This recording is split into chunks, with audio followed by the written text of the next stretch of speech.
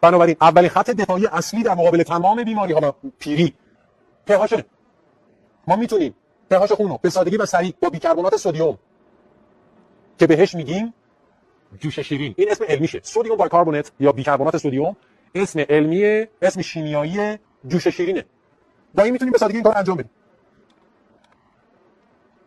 روششو توضیح میدم. 3 تا اسلاید دیگه رو تحمل کنین. 3 تا دونه اسلاید دیگه رو تحمل کنین، روشو میگم. لطفاً با دقت. کلیه ها. اینم بگم. عامل اصلی که بدن رو قلیایی نگه می‌داره، خود به خود بدن رو قلیایی دائم نگه می‌داره، بیکربنات. کیا خستن یا حوصله‌شون سر رفته؟ چون این بحثا رو می‌خوام با دقت گوش بدین. 10 دقیقه تا آنتراک بیشتر وقت ندید. شما بلند شین لطفاً. 2 تا از این نفس‌ها اینجوری بگیرین و همه بلند شین لطفاً. من می‌خوام به این دقت کنین. این بحث مهمه. این مهمه. لطفاً همه بلند شین. می‌خوام چند تا نفس عمیق بگیریم. قفس باز. بعدن چرا اسیدی میشه دوشان التهاب میشه؟ دو عامل اصلی وجود داره. 1 قند مصنوعیه. 2 گوشته. معنیش اینه که گوشت نخورید تا آخر عمرتون. اگه کمتر بخورین بهتره. گیاهخوار بشین خیلی بهتره. من خودم گیاهخوار هستم. ولی نمیتونم به کسی بگم مثلا تو گیاهخوار بشو. ولی میتونم پیشنهاد کنم به این موضوع فکر کنین. حتی اگه نمیخواین گیاهخوار بشین، اگه بتونین گوشت رو کمتر بخورین بهتره. حتی اگه کسی هم میگه که من نمیتونم حتما باید گوشت بخورم، اشکال نداره، گوشت بخورین. حداقل گوشت قرمز رو کمتر بخورین. حتی اگه کسی میگه که نه من باید گوشت قرمز هم بخورم، خیلی خوب بخورم، ولی به هر حال رعایت کنین. اگه ما هر چقدر بتونیم گوشت کمتر بخوریم، اگه نخوریم که عالیه، اگه کسی بتونه نخوره خیلی خوبه، ولی اگه کسی نمیتونه اشکال نداره، خوب بخوره ولی کمتر بخوره حداقل خیلی بهتره. قند مصنوعی منظورم، قند و شکر و گوشت، این دو تا اصلی ترین شایع ترین دلایل اسیدی شدن بدن هستن. و اما پانکراس یکی از اولین ارگان هایی است که بر اثر استرس و ترس ذهنی عملکردش کاهش پیدا میکنه و مختل میشه. برای همینه که استرس و ترس ذهنی بدن رو به شدت اسیدی میکنه. طرف گیاهخواری میکنه، خامگیاهخواری میکنه برای اینکه بدنش رو قلیایی کنه، ولی ترس ذهنی داره، ذهن زورش بیشتره، میتونه اون فردو مریض کنه. خیلی هستن گیاهخوار، خامگیاهخوارن، مریضن. شما میگه خیلی عجیبه تو گیاهخواری که تو خامگیاهخوار تو نباید مریض شی، چرا مریض هستی؟ بدن تو که قلیاییه. نه، بدنش قلیایی نیست، چون ذهن زورش خیلی زیاده. خشم، ترس، اینها از نیرومندترین واکنش‌های عاطفی انسان هستند، ولی نیرومندترین واکنش‌های عاطفی منفی هستند.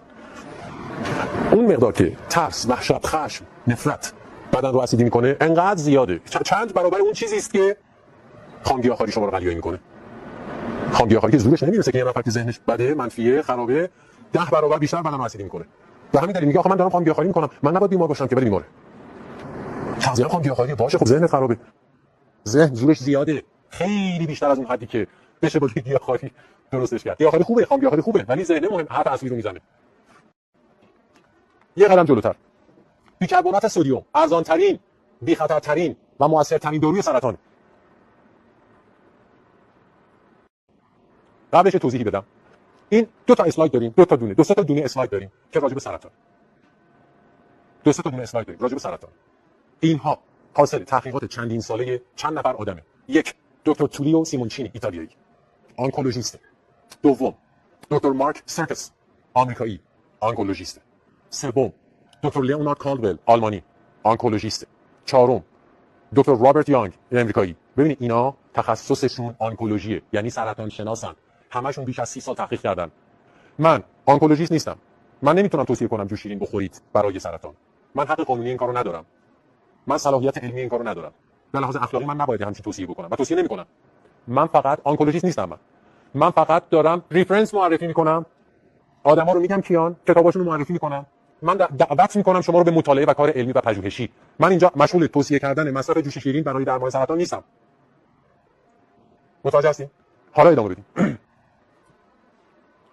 بیکربنات سدیم ارزان‌ترین، بی‌خطرترین و موثرترین داروی سرطان است. بدون عوارض جانبی منفی، شیمی درمانی، بدون هزینه است. چرا بدون هزینه؟ چون میری سر کوچه از سوپرمارکت 5000 تومان میدین انقدر جوش شیرین میگیری. 5000 تومان.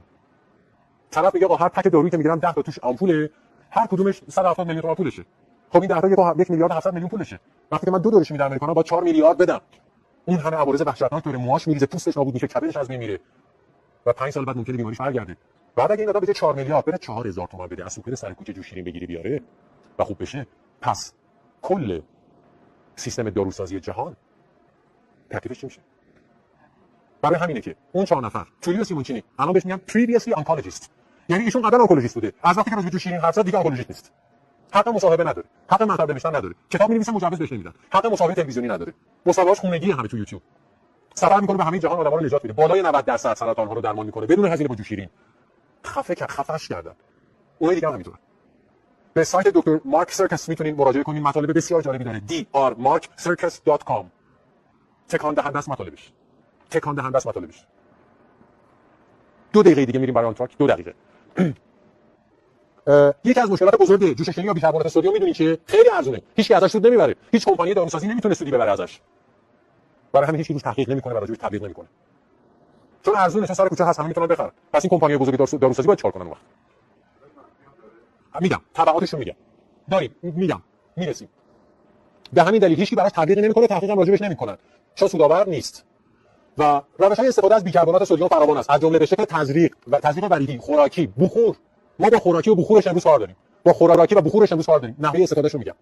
و به شکل پماد بر روی پوست.